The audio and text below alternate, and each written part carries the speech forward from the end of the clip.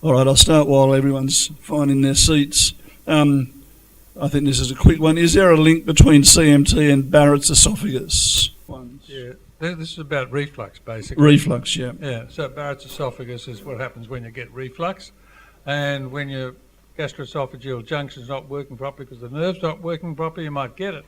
But I haven't seen this written up in the literature, but certainly it seems like it's a real possibility. It might be in the literature. I need to look it up right now. Okay, thanks. Just hold that and you can pass it along. Does wearing AFOs all the time weaken what muscles are left?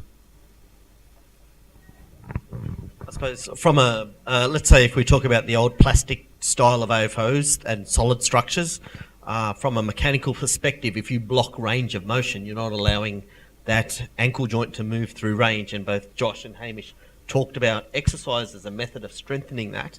So the new advanced strut designs are trying to allow controlled motion throughout stance phase now. Thank you. Is dry needling an okay option for pain relief, or could it be dangerous? There's some evidence to say that dry needling can be helpful in pain reduction, but very limited. So I think, yeah, personal preference. Some people, if you do try that and it works, great, but it's there's no sort of great scientific backing on that at the moment. So you see a lot of physios do use that, and it's a great way of saving your thumbs. But again, massage is similar in the way it works, but again, limited evidence to say whether it works or not. Okay. Thoughts on yoga, which I guess you kind of mentioned, yoga as a means of exercise? Again, if it's something that you can stick with and you enjoy it, it's going to be good for you. Yoga's a little bit more of a focus on stretching. We've spoken about strength being the real key, but we do get some of the changes in muscle length, particularly in the lower limbs. So a little bit of stretching can be helpful, but the right type of stretching. So I think just got to be a little bit careful sometimes with the generic classes, because you're going to have lots of different body types in it. They're not particularly designed just for CMT people, but if there was a CMT yoga, that would be awesome. Yeah, we didn't talk much about stretching today. Stretching is really important because you actually need range in order to maintain strength. And so, if you don't have any range at your ankles, you can't actually do the strength training of your ankles. So we've done lots of studies over the year to try and see the best method to stretch, and most of the kind of physiotherapy-based methods are quite minimal in the amount of stretch they can provide. So I think we're kind of moving to a more functional stretching regime. So things like yoga and functional tasks where you're actually working the joints through their range in a more kind of day-to-day environment is much better. Just doing kind of static stretches on wedge boards or against the wall is not giving us enough benefit, I don't think. So yoga and other things are the way to do it, because contractions of muscles is a big feature of CMT, and without good range, you can't actually then do anything else to help your physical activity.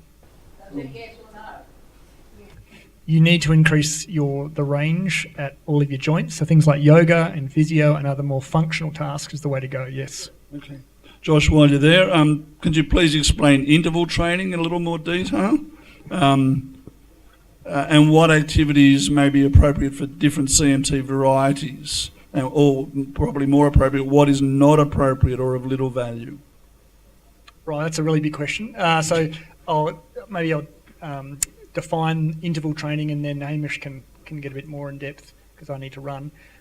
So there's continuous training, which is getting on a treadmill for an hour, or going for a walk for half an hour, or interval training, which is higher intensity, shorter bursts. And Hamish might have some kind of the latest information, but there's some very exciting research coming out for other neurological conditions like multiple sclerosis, Parkinson's disease, where 30-second high-intensity training with 3 to 4 minute rests times 4 seems to be a very effective way to build strength and aerobic capacity. So I'm not quite sure how that sits in the CMT space because we haven't thought about it at that level of intensity. But the idea is that short and sharp could be better than continuous, long, repetitive training.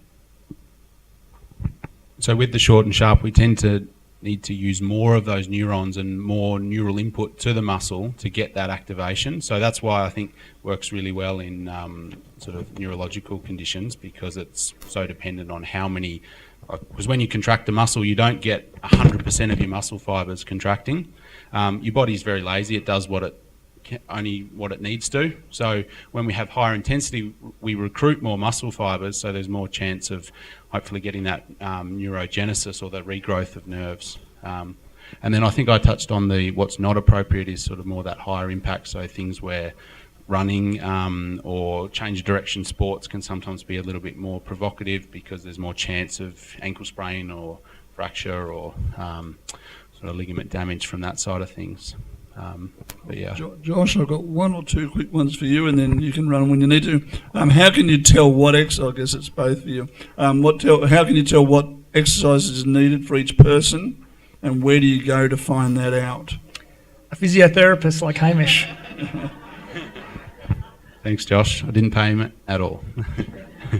So I think, finding what's right for you, because there is no right exercise for every single person, so it does need to be tailored to each person. So you need to go and talk to someone, tell them what you struggle with, what you want to get better at, and then they can adapt a treatment plan that's going to work best for you. So there is no correct program for any one person in this room. Everyone's going to require something slightly different, and that's where people like physios can help to tailor an exercise program that'll work for you and your lifestyle as well. We're really going on about exercise, but it is magic. It is truly magic. It is incredible what exercise can do for all of us in the room, but you do need it to be personalised. So find someone who can personalise it for you. It can be a physiotherapist, it can be a personal trainer, it can be an occupational therapist, it can be a rehabilitation physician. It is somebody, and if they target it right, you will get enormous benefits. It is truly magical. Thanks, Josh. And I think you probably need to run. So if everyone just wants to thank Josh for us, we'll continue on with a few more. One of these questions is, and I think the answer is, depending on different people, different ways, how do you decide whether having an operation for the ankle or the foot is the best way forward? I don't know whether, Garth, you want to mention that. But then the second part of the question was, is there a list of doctors in Australia that are more knowledgeable with CMT? Certainly, we record positive feedback in our office, and Anisi has a list. We don't publish it on the website for obvious reasons, but we do have people across the country in our database that we know we've got feedback from them, from members. So if you do want to give the office a call and sort of tell them where you're from, and if we can help, we will. Obviously, if you've had any good responses or good feedback, that's also useful for us to know. So I'm going to jump around now, a few other questions. What subsequent surgery would you recommend 15 years on from a tendon transfer? One would have to look and see what's going on there, why that might be necessary. But yes, tendon transfers work for a while, and sometimes they're incomplete, and often it's better to get into a splint that help. If the foot drop is returning, you're going to need to get back into a splint. And I don't think surgeons usually like to repeat the surgery and do it again. So this is an area where more studies needed. No one's done really good studies on what surgery is best. That was the previous question. And we've been operating on what we think is best. Because in the old days, they used to do an ankle fusion, and that used to end up with joint pain elsewhere, long term. It wasn't a good long-term answer. So that's how the tendon transfers came, because that to avoid the fusion operation. But then the tendon transplants are not the be-all and end-all. I would actually think, if you've got a foot deformity that you can't reverse by pressure, that is passively straighten it, then you need surgery.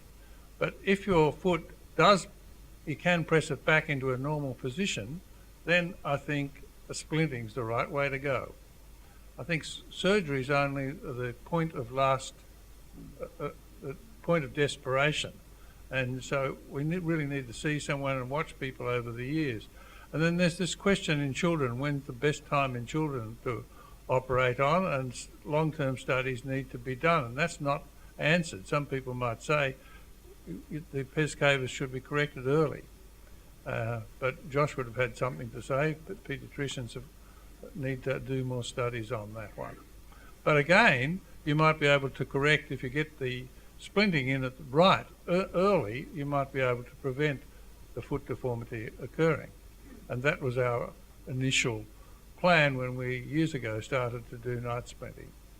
Thanks. While I've got you there, how does an adult go about getting a genetic testing if you're not 1A, and how much does it cost?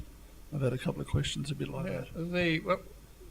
Genetic testing is done in two places. It's done in our lab, where we check every one of the 22,000 genes, and then when new genes come up, we can find the new ones. Or tests are done in Western Australia, where they have a panel of CMT genes, and that's limited to those. We're beginning to find that there's other genes out there other than the CMT genes that can end up looking like CMT, so we think a wider screen is better. Now, the Western Australian cost, you have to find out from Western Australia, but it's I think about between $1,000 and $1,500. Usually hospitals will pay for that if you're a public patient. If you're not a public patient, you won't get it. If you're not a public patient, you go to a genetic counsellor, and it's done for genetic counselling, then the state pays for it through genetic counselling. So our tests cost $1,500. That's what we charge for the 22,000 genes and all the CMT genes and every other gene. That test actually is subsidised by New South Wales Health, probably to the tune of another $1,500. So the real cost, we think, is something like $3,000, but it's not being charged. So unfortunately, this is not a Medicare covered item, and that's why we're in trouble with that. So I think the best way to go is talk to people about where you should get your testing done. If you've done the Western Australian test and you're negative on it, and you might need to repeat that again. So it's a question, you won't need to repeat ours, because we keep the data, and if a new gene is found, we will find it on there. I had mine done in Queensland, didn't cost me anything. Well, that's what I'm saying. If you get it through the public health system, it won't cost you.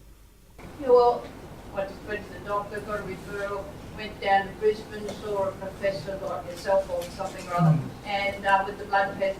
And no, I went to then the Children's Hospital, and they took the blood test, and a couple of weeks later I got get your CMT1A. So at some stage you must have been labelled as a public patient. Otherwise it's a private test. That's when they'll bill you. Okay. A couple of questions, public nuisance indeed. A couple of questions for Greg, I guess. Any info on the long-term effects of the neuropathic pain medications? And then while you're passing that down, a question about, another one about paracetamol, whether it's going to be helpful for fatigue management and pain that might be associated with fatigue, and also magnesium supplements. So maybe I'll let you... Okay, so here we go for those. Well, start from the last one. The magnesium maybe is more for muscle spasm, and low magnesium, for instance, can cause muscle cramping in sports people and others. So the role of magnesium, if there is one, is more in muscle cramping, cramps at night, or so it has a particular role there for muscle cramps. Also good for blood pressure too, lowers the blood pressure a bit. And perhaps has some other effects in the CNS as well, in depression as an adjunct. So magnesium has a bit of a role, not so much for pain, but more for cramp and muscle ache due to that. The paracetamol for fatigue, the only sort of following through the mental sort of pathways there may help. One of the advantages of some of these medications as well, they can help you exercise. So the paracetamol can then help you exercise and strengthen you through that way, and have a role indirectly in protection against, for instance, fatigue, but not not directly per se the effect of paracetamol compared to something like caffeine, for instance. So the paracetamol would be more for allowing you, facilitating you to exercise and build muscle strength and maintain strength in that way. Was there another paracetamol one? No, the other one was the long-term. Yeah, the long-term effects. So the opioids, of course, we don't probably need to say much long-term problems there. They lose their effectiveness. There's then tolerant dependence on them, plus potential for diversion and use by others. So opioids, a different kettle of fish, major problems there. The neuralgic ones, well, the long-term use hasn't been as extensive. There's no reason to show major concern. Some of them I mentioned can cause weight gain. The pregabalin, the gabapentin can cause weight gain, but there's no sort of alarm bells with their usage long-term as such. Other than the other one, I suppose, as I mentioned, was some of them stopping then when it's time, or if they're no longer working, or perhaps looking at changing to a different one. That process of swapping and stopping them can be very slow and gradual, needs to be, or you can get this withdrawal syndrome. That's with the antidepressant type ones that I mentioned. What about in children, like developing children? Again, some of those, there's not a lot of evidence in children. What there is suggests no major sort of alert signals. All right, thank you. I've been told I've got 5 minutes left, so Darren, I'm going to run a couple of questions together. Orthotics for walking on sand. Yep. Options for anyone in Tasmania. And how long it would take to get, once you've agreed, how long does it take to get your orthotic all up and working, and what sort of cost are people looking at? Okay, no worries. So here in Tasmania, we have Orthotic Prosthetic Services Tasmania, which is a public-based service, and there's practices or facilities all around the state: Burnie, Launceston, and Hobart. I spoke to them yesterday. They're registered for NDIS for the clients who are under the age of 65. So when your particular age bracket rolls out here in Tasmania, if any of the orthotists from Tassie are still in the room, feel free to jump in as well. So you would, if a client was needing to have orthotic services, I assume they would need a referral to go into their services. In private practice in Victoria, you don't need a referral, but it's nice to know what sort of surgical history and medical history a client has before coming across. So if let's go to the walking braces that I showed you earlier. So those advanced designs are roughly around $4,000 each. In terms of NDIS, they're fully funded by NDIS, including all consultations and reviews. And NDIS will fund multiple struts if the struts allow you to meet a goal.